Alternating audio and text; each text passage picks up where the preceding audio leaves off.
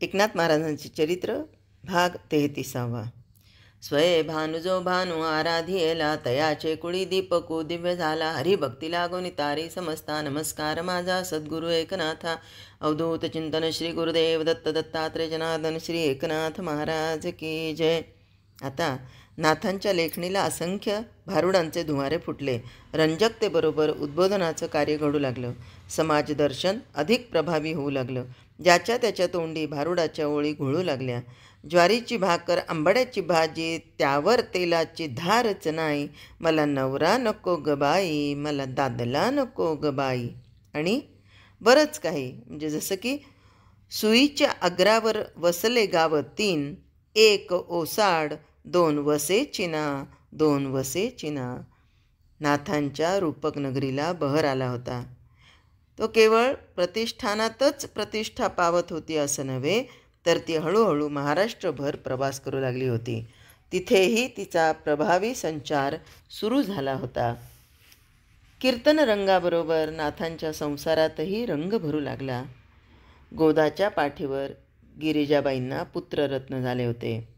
गृहस्थाश्रमाचं हे सार्थक झालं होतं. हरिरंगात रंगलेले एकनाथ त्यांनी आपल्या मुलाचं नाव हरी ठेवलं.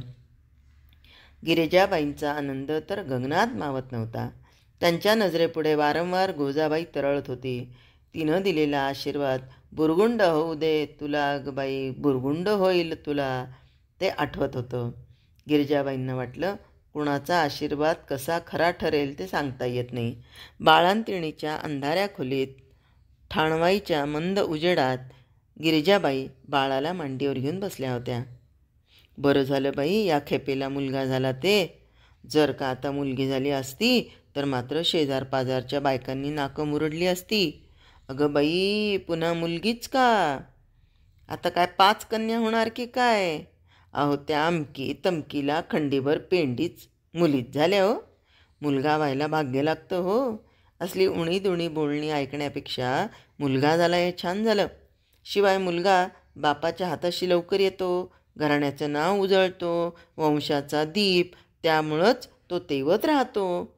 बाळाच्या जावळातून हात फिरवता फिरता गिरिजाबाईंना कर्नाटकातून पांडुरंगाची मूर्ती घेऊन आलेला तो सावकार आठवला.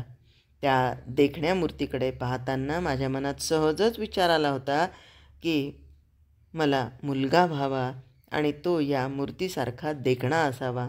माझ्या इच्छेचा हा विजयच झाला म्हणायचा. हा पांडुरंग म्हणजे विजयी पांडुरंगच म्हणायला हवा.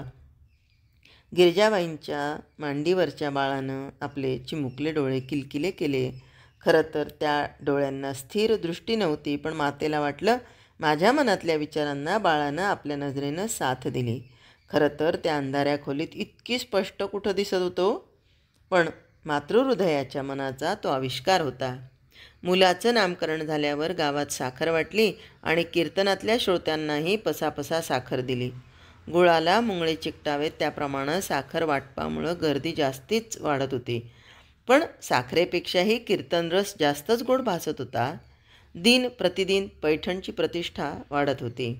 या श्रोतृ समुदायात एक शुभ्र वस्त्र परिधान केलेली तेजस्वी स्त्री नित्यनियमानं येऊन आपल्या ठराविक ठिकाणी बसत असे. तिची कीर्तन श्रवणातली तल्लीनता, तिचा भाऊक श्रद्धायुक्त चेहरा, तिची एकाग्रता, सारच काही आगळं वेगळं होतं. लोकांचं लक्ष वेधणारं होतं. त्यामुळं इतर मंडळी मोठ्या कौतुकानं त्या स्त्रीकडे पाहत असत. तिला रोज ठराविक ठिकाणीच बसायला जागा कशी मिळते, हाही मोठा प्रश्नच होता. समुदाय म्हटलं की तिथे दुर्जन असायचेच. कीर्तनात काहीही गम्य नसलेले, पण चला तेवढीच गंमत म्हणून आलेली अशी मंडळी थोडी थोडकी नसायची. बायकांचे चेहरे न्याहाळणं, अधूनमधून कीर्तनाची आपापसात टवाळकी करणं, घरी झोप येत नाही म्हणून कीर्तनाला बसणारे, असं विविध कारणानं येणारे श्रोतेही यात होतेच. या अशा उडाणटप्पूंच्या मनात या शुभ्र वस्त्रातील स्त्रीबद्दल कलुषित शंका निर्माण झाली.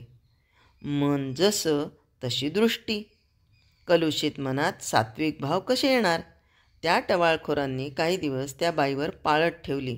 ती कुणाची कोण, ती येते कुठून, ती जाते कुठे, तिच्याबरोबर कोण असतं, वगैरे वगैरे वगैरे प्रश्नांच्या भेंडोळ्यात त्यांची मनं गुंतली होती. पण काही केल्या प्रश्नांचा उलगडाच होत नव्हता. शेवटी त्या रिकाम टेकड्यांनी कीर्तन संपल्यावर तिचा पाठलाग करायचं ठरवलं. कीर्तन संपलं, प्रसाद वाटप झालं, ती तेजस्वी स्त्री निघाली आणि गोदावरी नदीच्या दिशेनं चालू लागली. ह्या पाठलाग करणाऱ्या 4-2 टवाळ्यांना तिच्या मागोमाग चालताना पळता भुई थोडी झाली. इतकी तिची चाल झपाट्याची होती. तिचा फडफडणारा पांढरा शुभ्र पदर त्या काळोख्यात ती अगदी रात्रीत उठून दिसत होता आणि त्या पदराच्या खुणेनंच त्यांनी मागोवा घेतला होता. पाहता पाहता ती सात्विक स्त्री गोदावरीत प्रविष्ट झाली. मंडळी एव्हाना किनाऱ्यावर आली होती. ती सारी अवाक झाली, कारण ती स्त्री खोल खोल पाण्यात पुढे चालली होती. हळूहळू ती आकृती गंगेत विलीन झाली. या गावगुंडांना वाटलं बाईनं आत्महत्या करून घेतला. नक्कीच तिची काहीतरी भानगड असावी, शिवाय असं होणार नाही. आज नाथांनी कीर्तनात सांगितलं होतं की आत्महत्यारा कोण? जो परधन परदारेची अभिलाषा धरतो तो, जो अत्याचार अनाचार करून स्वतः श्रीमंत व्हायचा प्रयत्न करतो तो, जो असत्य बोलतो, जो सदा सर्वदा परनिंदा करतो, वगैरे वगैरे वगैरे. नाथांनी वेगवेगळे दृष्टांत देऊन विषय रंगवला होता. जो क्रियमाण बिघडवतो त्याचं संचित आपोआप बिघडतं, मग जन्माला येताना प्रारब्धाचं गाठोडं मलिन होईल, यात शंकाच काय. ही जणू स्वतःची हत्याच नव्हे काय. टवाळापैकी एकानं अकलेचे तारे तोडले. हिनं परपुरुषाची अभिलाषा धरली असावी, आणि परपुरुष दुसरा तिसरा कोणी नसून एकनाथच असतील, म्हणून तर इतक्या आवडीनं ती नित्य कीर्तनाला येत होती. हा सत्पुरुष शांतीसागर आपणास वश होणार नाही, उलट आपलं क्रियमाण मात्र बिघडतं, असा विचार करून ती आत्महत्येला प्रवृत्त झाली असावी. दुसरा म्हणाला, छे छे, पांढरं शुभ्र वस्त्र परिधान करणारी ही मनुष्य योनीतली नसावी, ते भूत असेल, ती हडळ असेल, म्हणून तर बेधडकपणे पाण्यात गेली. अरे, ते भूत कसं असेल? भूत कधी हरिकीर्तन ऐकेल का? नामस्मरण करेल का? प्रत्येकजण आपापल्या कुवतीप्रमाणे तर्कवितर्क करत होती, पण सर्वांची मात्र भीतीनं बोबडी वळली होती. आधीच मध्यरात्रीचा समय, त्यात नदी किनारा आणि सगळीकडे शुकशुकाट. केव्हा एकदा घर गाठतो असं त्यांना झालं. पण दुसरे दिवशी कीर्तनाच्या वेळी तर त्या टवाळखोरांचे डोळे पांढरे होण्याची वेळ आली, कारण कालची ती धवल वस्त्र परिधान केलेली लावण्यवती नम्रपणे कीर्तनाला स्वतःच्या ठराविक जागी बसलेली होती. आता मात्र त्या टवाळखोरांनी कीर्तन संपेपर्यंत तिच्यावर पाळत ठेवली. त्या पवित्र स्त्रीची नजर शीतल होती, तिचं स्मित सीमित होतं. ती म्हणजे सोज्वळतेचा आदर्शच दिसत होती. तिच्या हालचालीत तिळभरही शंकास्पद काहीही नव्हतं. कीर्तन संपलं. नाथ नम्रतेनं म्हणाले, माते, काल तुला त्रास झाला, आज तुझ्या सोबतीला उद्धवाला पाठवू का? ती प्रसन्न वदना म्हणाली, छे छे, काही जरूर नाही, आपली कृपा नेहमीच माझ्या सोबतीला असते. इतर श्रोत्यांना या बोलण्याचा अर्थबोध झाला नाही. शिवाय प्रत्येकजण घरी जाण्याच्या घाई गडबडीत होता, त्यामुळं कुणाचं या बोलण्याकडे लक्षही नव्हतं. पण त्या चांडाळ चौकटीला मात्र या बोलण्याचा अर्थ पुरेपूर उमजला. आपल्या कृतकर्माचा त्यांना पश्चाताप झाला. घेतलेल्या शंकाकुशंकांबद्दल अत्यंत खेद वाटला. ती मंडळी पुन्हा त्या सौंदर्यवतीच्या मागोमाग गेली आणि तिला गंगेत विलीन होताना पाहून त्यांनी साष्टांग दंडवत घातला आणि म्हणाले, माते गोदावरी, आम्हाला क्षमा कर. तू नाथांचं रसाळ कीर्तन ऐकण्यासाठी स्त्रीरूप घेऊन येतेस आणि धन्य होतेस, पण आम्ही दुरात्मे मात्र भक्तिसागरात डुंबत असून कोरडे राहिलो. पवित्रतेला अपवित्र नजरेने पाहिलं. आई, खऱ्या अर्थानं आम्हीच आत्महत्यारे आहोत. एकनाथांची थोरवी त्यांच्या कीर्तनातला अमृत रस याची महती त्यांना पटली आणि ते मोठ्या भक्तिभावानं कीर्तन श्रवणास येऊ लागले. नुसत्या पैठण नगरीतीलच नव्हे, तर पैठण शेजारच्या वाड्या तोड्याची मंडळी, पंचक्रोशीतली आबालवृद्ध मंडळी कीर्तनाला येत होती. कुणी घोड्यावर बसून, कुणी बैलगाड्या जोडून, तर कुणी पायी पायी पैठणची वाट चालत होती. प्रत्येकाला कीर्तन रसाची चटक लागली होती. इथल्या मातीचा कण न कण चैतन्यमय झाला होता असंच कीर्तन चालू होतं. आत्मोप्यमेन सर्वत्र समं पश्यति योऽर्जुन सुखं वा यदि वा दुःखं सयोगी परमो मताः. या भगवद्गीतेच्या श्लोकावर भाष्य चाललं होतं. ज्ञानेश्वरीतल्या ओव्या, आचार्यांचा श्लोक, नामदेवाच्या अंभंगंतला तुकडा आणि नित्याच्या व्यवहारातील उदाहरणं देत देत देत देत कीर्तन रंग भरत होतं. मधूनच भारुडाच्या एखाद्या ओळीचा ठेका सुरू होई. पाठीशी झांज घेऊन उभा असलेला उद्धव पदन्यासास सुरुवात करी, तेव्हा श्रोते मंडळी खळाळून हसत. एक वडारी जोडपं त्यावेळी नाथांच्या वाड्याजवळून चाललं होतं. दिवसभर अतोनात कष्टाची कामं करून बिचारे दमले होते. केव्हा एकदा घर गाठतो असं त्यांना झालं होतं. वाड्यातली आणि भोवतालची मंडळी पाहून, झांज, टाळ, चिपळ्या या सगळ्यांचा आवाज ऐकून आणि मधूनच मंडळींना हसताना पाहून त्या वडार स्त्रीनं वाड्याबाहेर बसलेल्या एकाला विचारलं, हिथं काय चाललंय आहे व? तो म्हणाला, अगो बाई, इथं लई मज्जा हाय. तो कीर्तन करणारा बुवा गोष्टी सांगतो, छान छान गाणी म्हणतो.